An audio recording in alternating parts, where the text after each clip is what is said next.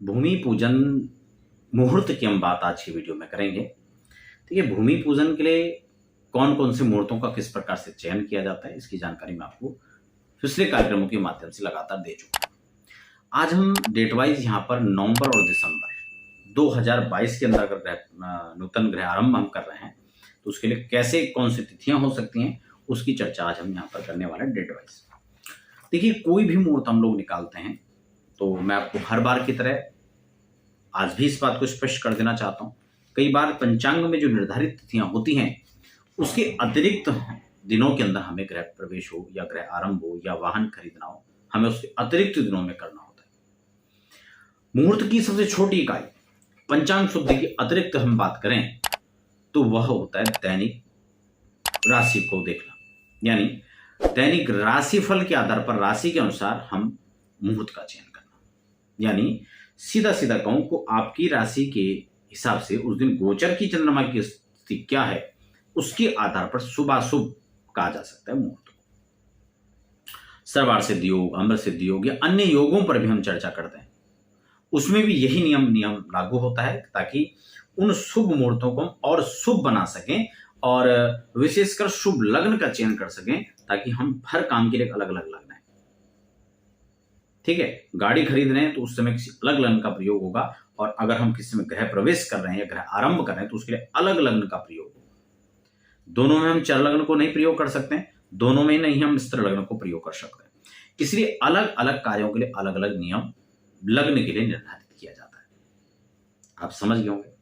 यानी मुहूर्त की दो चीजें जो बेसिक हैं, अब आप वीडियो को बीच स्किप कर लेंगे फिर आप आगे पहुंच जाएंगे तो आप उस बात को नहीं समझ पाएंगे जो मैं आपको बताना चाह रहा हूं। समझ रहे ना? तो सबसे पहले आप अपनी गोचर अपनी राशि की कुंडली आप तैयार कर लें। यानी आपकी मान लो मेष राशि है तो मेष की कुंडली आप तैयार कर लें। ठीक है ना? वृषभ है, सिंह है, जो भी आपकी राशि है उसके हिसाब से आप लगन बनाकर कुंडली तैयार कर लें। अब गोचर के चंद्रमा, मान लो मेरी मेष राशि है और आज चंद्रमा कर्क राशि पर है तो मेष राशि कुंडली तैयार करो और चौथे भाव के अंदर चंद्रमा बैठा दो कर्क राशि। तो अब हमारे चंद्रमा कहां बैठ गए उस दिन? चौथे भाव में बैठ गए। तो हमेशा से राशि से चौथे और 8वें और 12वें चंद्रमा बिल्कुल नहीं होना चाहिए, वो कार्य सिद्धि के लिए बेकार होता है। ठीक है, और लग्न तो जैसा कार्य हो, चर लग्न का कार्य हो तो चर लग्न में करें, स्थिर लग्न का हो तो स्थिर लग्न में करें।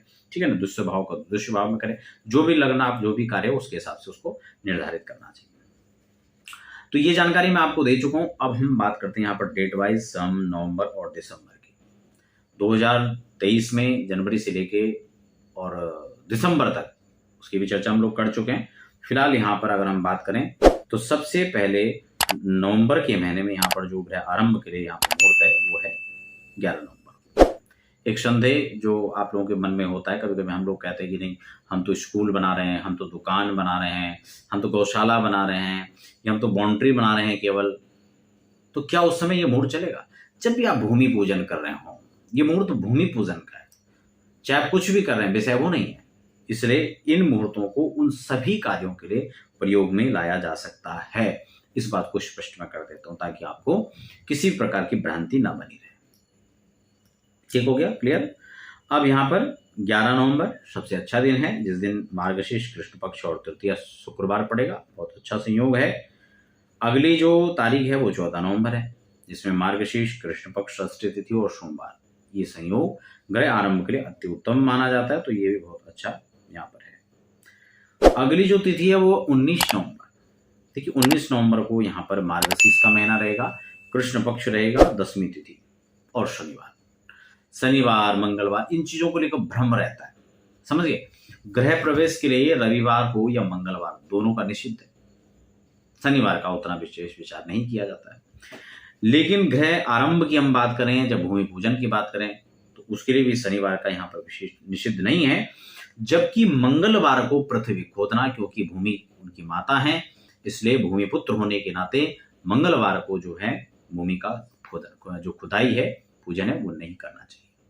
ठीक है, भूमि पूजन कौन सी दिशा में करें? प्रत्येक महीने के हिसाब से अलग अलग दिशाओं में भूमि की खुदाई की जाती है, भूमि का पूजन किया जाता है। वास्तु का मुख किस दिशा में रखें, इसके लिए भी नियम है। मैं इसके लिए पहले वीडियो बना चुका हूं, आपने नहीं उन वीडियो को देखा तो आप प्लेलिस्ट के माध्यम से जाकर उनको चेक कर सकते हैं। यहाँ पर बहुत ज्यादा लंबी चर्चा ना हो, इसलिए मैं आपको केवल डेट यहाँ पर बता रहा हूँ, ठीक है ना, तिथि नक्षत्र आदि के हिसाब से। तो इसलिए 10वीं शनिवार के दिन आप कर सकते हैं 19 नवंबर मार्गशीर्ष का हस्त नक्षत्र यहाँ पे बहुत अच्छा रहेगा। अगला है 21 नवंबर।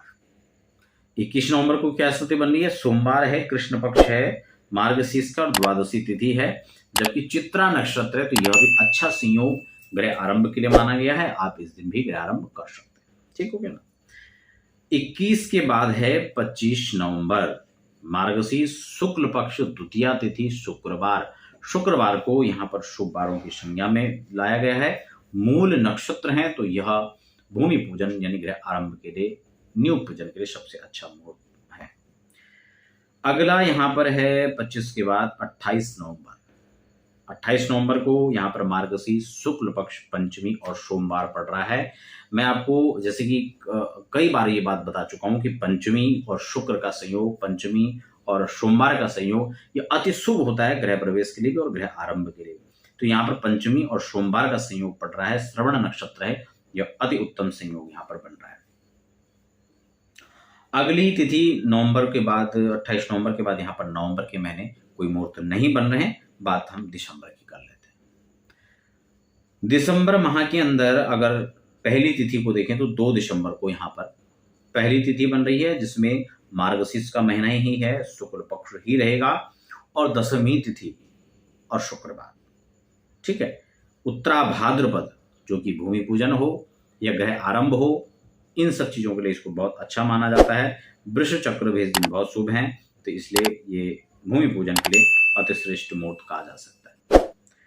अगली जो तारीख है वो 7 दिसंबर है, जिस दिन मार्गशीर्ष शुक्ल पक्ष और यहाँ पर चतुर्दशी तिथि दिया गया है और वृष चक्र भी इस दिन शुभ है। लेकिन एक बात का यहाँ पर ध्यान रखें कि यहाँ पर चतुर्दशी दिया गया, अगर इस दिन चतुर्दशी पूर्ण समय से है तो ये रिक्ता तिथि मानी जाएगी, इस दिन आपको नहीं करना चाहिए। लेकिन कई बार ये होता है कि तदुपरांत पूर्णिमा लग जाती है, क्योंकि यहाँ पर 7 दिसंबर के बाद 8 दिसंबर को भी पूर्णिमा के अंदर मुहूर्त बताया गया है।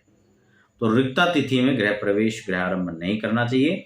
वृश्चिक दिन शुभ है, रोहिणी नक्षत्र लिया गया है, तो पंचांग वाले अपने हिसाब से उसको रखते हैं, लेकिन ये इसीलिए पूर्ण मुहूर्त की हमें आवश्यकता पड़ती है ताकि हमें रिक्ता तिथि या इस प्रकार की कोई चीजें हैं वो हम प्रॉपर उसको चेक कर सकें। कौन सी नक्षत्र, मान लो उत्तरा फाल्गुनी और पूर्वा फाल्गुनी दोनों लग रहे हैं, हमें पूर्व फाल्गुनी का त्याग करना है, लेकिन उसी दिन उत्तरा फाल्गुनी में प्रारंभ हो जा रहा है और जो हमने लग्न निकाला है तब पूर्वा फाल्गुनी नहीं है बल्कि उत्तरा फाल्गुनी, तो जो मुहूर्त है वो श्रेष्ठ हो जाएगा। अगली जो तारीख है ये है 8 दिसंबर। 8 दिसंबर को मार्गशीर्ष शुक्ल पक्ष और पूर्णिमा है, गुरुवार है, तो यह भी ग्रह आरंभ के लिए शुभ है। आशा करता हूं दर्शकों कि आप समझ गए होंगे कि दोनों महीनों की जो तारीख है, तिथि है, नक्षत्र है, मैंने आपको बताया। व्यक्तिगत जानकारियों के लिए आप व्हाट्सएप पर अपनी डिटेल के साथ भी संपर्क कर सकते हैं और ऐसी तमाम जानकारियों के लिए आप हमारे चैनल पर बने रहें। चैनल को सब्सक्राइब नहीं किया तो चैनल को सब्सक्राइब कर लें। मिलते हैं फिर अगले खास कार्यक्रम में फिर से।